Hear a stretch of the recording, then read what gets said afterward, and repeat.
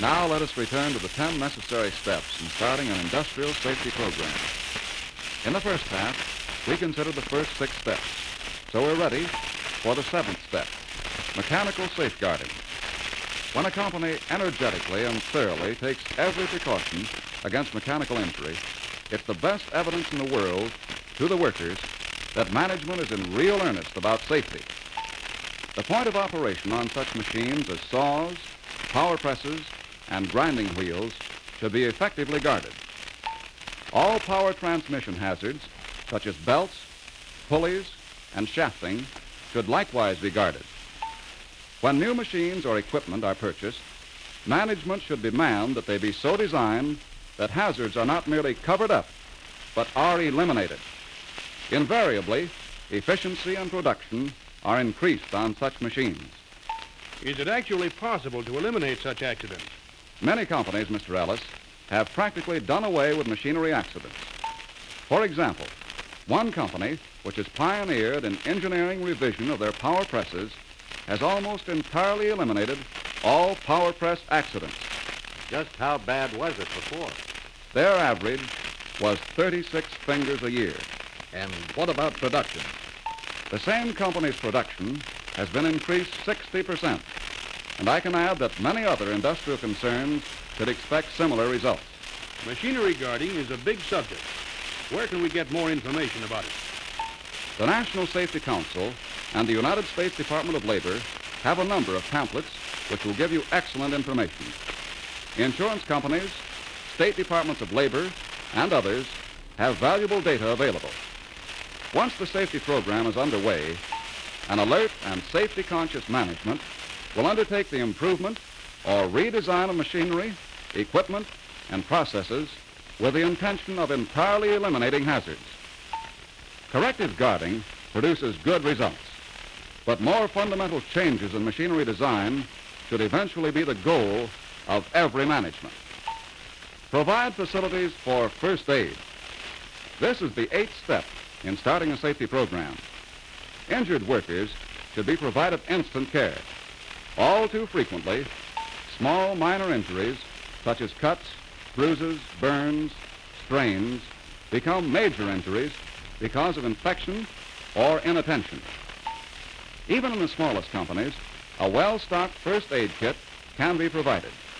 Some person should be in charge to see that it is kept well-stocked and in a sterile condition. At least 1 or 2 regular employees should be well-trained in first aid and be made responsible for treating minor injuries. In larger companies, a special first aid dispensary should be provided under the supervision of a doctor, with 1 or more graduate nurses employed to care for the injured workers. Well, how are you going to get all your workers behind a deal like this? Well, that's the very next step, Mr. Payne, and the most important one. After the company has made a real start toward correcting unsafe conditions, a general announcement should be made to all employees with the aim in view of securing their active cooperation. Most accidents, they should be told, result from 2 causes: unsafe conditions and unsafe practices. The company intends to do everything in its power to eliminate unsafe conditions, and the employees will be expected to work safely and fully cooperate in the elimination of unsafe practices.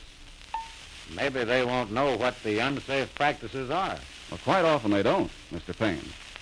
That problem is met with step number 10, a well-organized educational program intended to inform not only the workers, but management too. Educational activities are many in type and character. There should be regular safety meetings of workers, often attended by members of the managerial staff. Safety committees who formulate policies, maintain interest, and conduct regular inspections are likewise important. Safety posters and bulletin boards help to maintain interest and keep the subject of safety foremost in the minds of everyone. There are many publications which should be provided for employees to take home and study at their leisure. Contests between departments or on some other basis engender the spirit of competition and keep both management and men on their safety toes, so to speak. Excellent films are available, not only for helping foremen in conducting effective safety programs, but in training and stimulating workers in safe practices.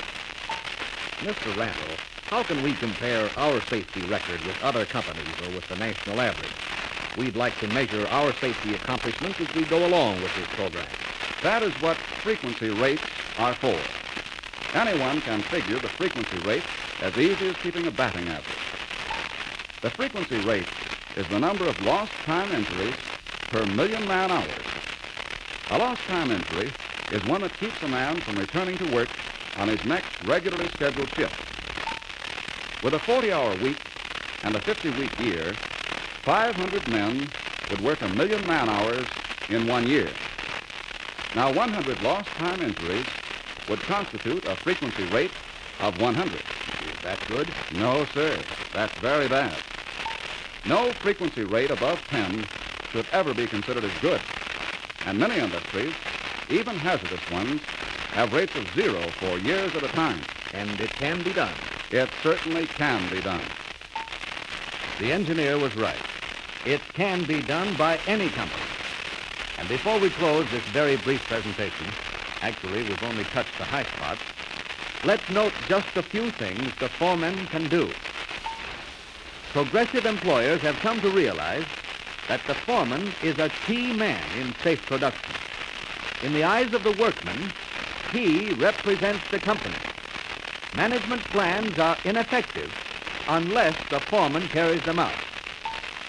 So far as the workers are concerned, the foreman is the leader, and they will follow the leader if he is competent and sincere in his safety instructions. The foreman must know safety.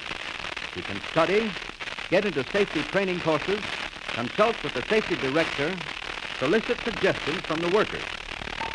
He can discover unsafe practices by observing workers at work and can then instruct them in safe methods.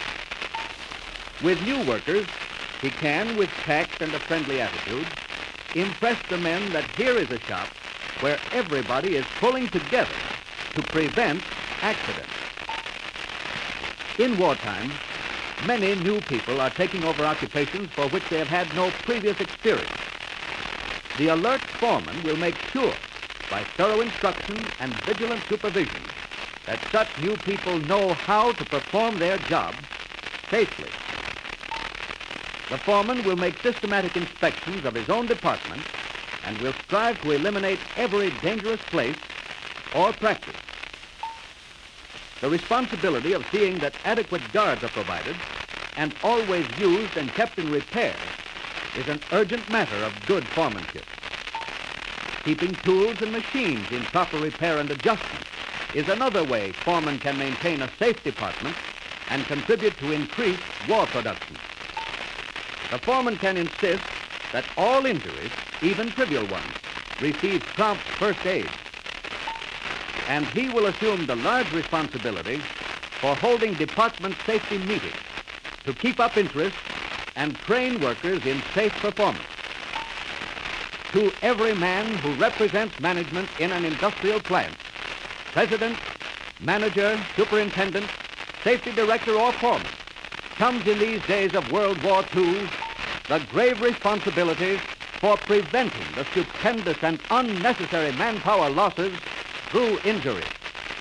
What many great concerns have accomplished can be accomplished by all. These millions of loyal workers, upon whose efforts rests the outcome of the struggle at arms, will invariably, you may be sure, follow the leader. And that means the company president, manager, superintendent, and all foremen.